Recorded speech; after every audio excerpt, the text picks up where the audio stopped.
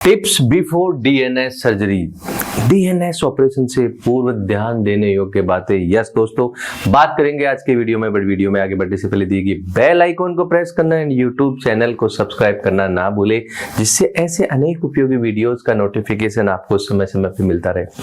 दोस्तों, बहुत बार हम डीएनएस की सर्जरी कराते हैं। सर्जरी कराने के बाद में हमें पता लगता है कि मेरे को अभी ये सर्जरी नहीं करानी चाहिए थी, या मेरे को इस सर्जरी के साथ में राइनोप्लास्टी भी करानी चाहिए थी, या मेरे लिए ये उचित समय नहीं है। वो सारी बातें दोस्तों हमें हमारे डीएनएस की सर्जरी से पहले ही ध्यान देने योग्य हैं, जान लेना चाहिए। दोस्तों, नंबर 1 सबसे महत्वपूर्ण बात तो यह है कि डीएनएस सर्जरी कराने से पूर्व आप ये देख लीजिए कि क्या आपको वाकई डीएनएस के ऑपरेशन की जरूरत है। सो दोस्तों, इसमें कैसे डिसाइड करते हैं कि क्या आपको डीएनएस के ऑपरेशन की जरूरत है? अगर आपका जो डीएनएस है उसके कारण अगर आपको नेजल ब्लॉकेज रहता है, या सेकंड जो है आपको कोई आर्मी, एयरफोर्स या डिफेंस में कहीं जाना है।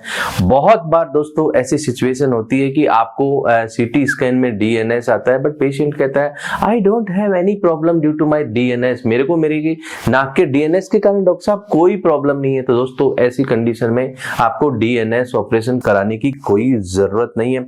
एक सिचुएशन एक्सेप्शनल है दोस्तों, आपको कोई प्रॉब्लम नहीं है फिर भी आपको सर्जरी करानी पड़ेगी। That is the if you are a really defence aspirant, आपको आर्मी में जाना है दोस्तों, वहां पे आपको जो वो अनफिट कर देते हैं। सो दोस्तों, दो ये बड़े इंपॉर्टेंट ध्यान देने योग्य बातें हैं। तीसरी इंपॉर्टेंट बात दोस्तों, बहुत बार डीएनएस के साथ के अंदर जो हमारा डीएनएस के कारण नेजल ब्लॉकेज हो रहा है दोस्तों, उसके साथ में अगर आपका नाक का जो लुक है, जो आपका नाक का लुक के अंदर जो हमारा जो कोई भी प्रॉब्लम है, आपका जो नोज डेविएटेड है या सी शेप है या एस शेप है, तो आपको सेप्टोप्लास्टी के बजाय सेप्टोराइनोप्लास्टी करानी चाहिए दोस्तों। उसमें नोज का फंक्शनल एंड कॉस्मेटिक करेक्शन दोनों जो है आपका एक साथ हो जाता है। आज सवाल उठता है, बहुत बार पेशेंट कहता है सर मैं अभी सेप्टोप्लास्टी सर्जरी करा लेता हूँ, डीएनएस करा लेता हूँ, उसके बाद में सेप्टोराइनोप्लास्टी करा लूंगा। दोस्तों, ये गलत है। बहुत बार क्या है कि जैसे हमारे पास पेशेंट आते हैं जिन्होंने पहले सेप्टोप्लास्टी करा रखी है, बट वाकई में उसको सेप्टोराइनोप्लास्टी की जरूरत थी। तो ऐसी सिचुएशन के अंदर जब हम राइनोप्लास्टी उसकी करते हैं तो हमें बाहर से मटेरियल या ग्राफ्ट अननेसेसरी हार्वेस्ट करना पड़ता है। लेकिन अगर वो सेम दोनों सर्जरी एक साथ अगर होती तो हो सकता है हमें ग्राफ्ट की जरूरत नहीं थी।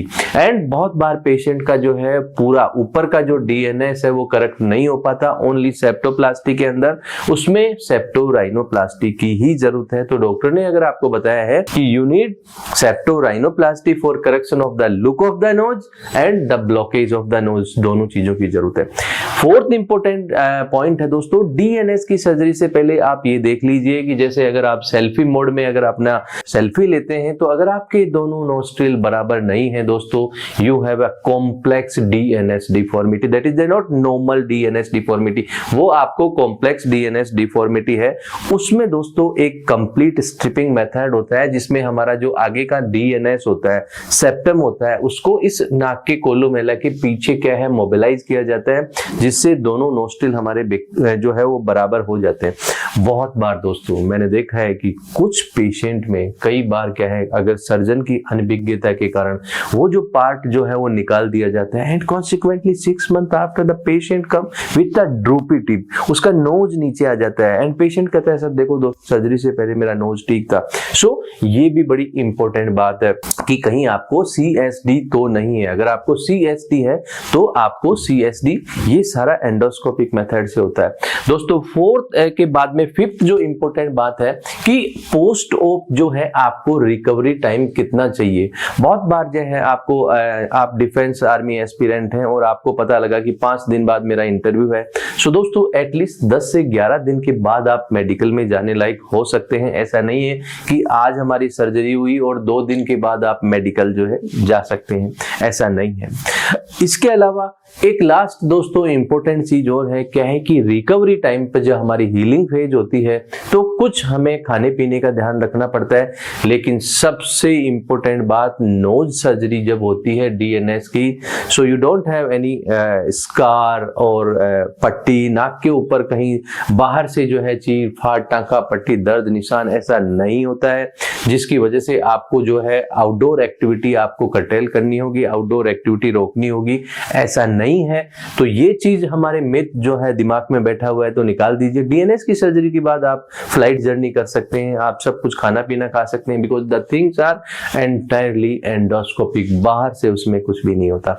सो दोस्तों ये वो टिप्स हैं जो अगर आप डीएनएस की सर्जरी कराने जा रहे हैं तो सबसे पहले अपने सर्जन से और अपने आप से डिस्कस करके इन सारी चीजों का अपने दिमाग में पहले क्लियर कर लीजिए एंड फिर आप डीएनएस की सर्जरी कराइए। And I think this information is very useful. You can share this information to your family friends and colleagues just to create tips before to the DNS surgery. Thank you.